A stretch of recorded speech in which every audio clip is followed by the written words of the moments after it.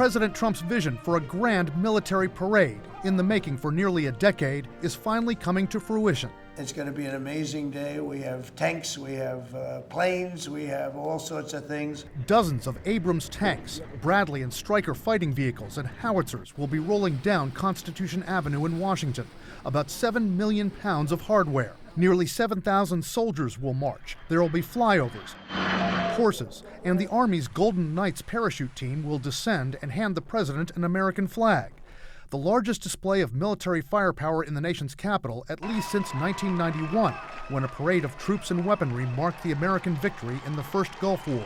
A generation later, we are going to see a parade to celebrate the 250th anniversary of the founding of the U.S. Army, but it comes at a time when the president has shown a deep desire to have a military parade.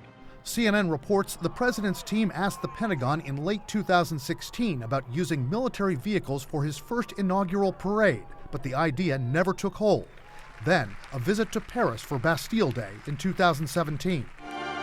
Trump was enthralled when French President Emmanuel Macron treated him to the traditional display of firepower to celebrate French independence. Trump's been pushing for similar pageantry in Washington ever since. Trump's critics say it's anti-democratic to politicize the military.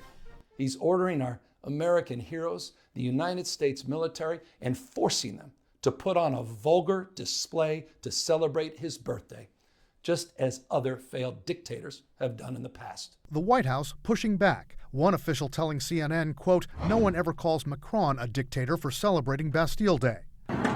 But there's another layer of tension surrounding this event. The recent anti-ICE protests in Los Angeles and other cities, raising concerns about potential unrest in Washington. How specifically did LA play into your planning for this? Do you have it on the mind?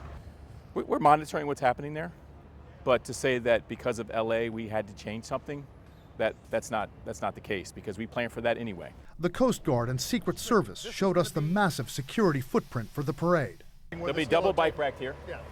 And they'll be on the other side, so about 8 feet of double bike rack. 18 miles of fencing, concrete barricades, hundreds of law enforcement officers.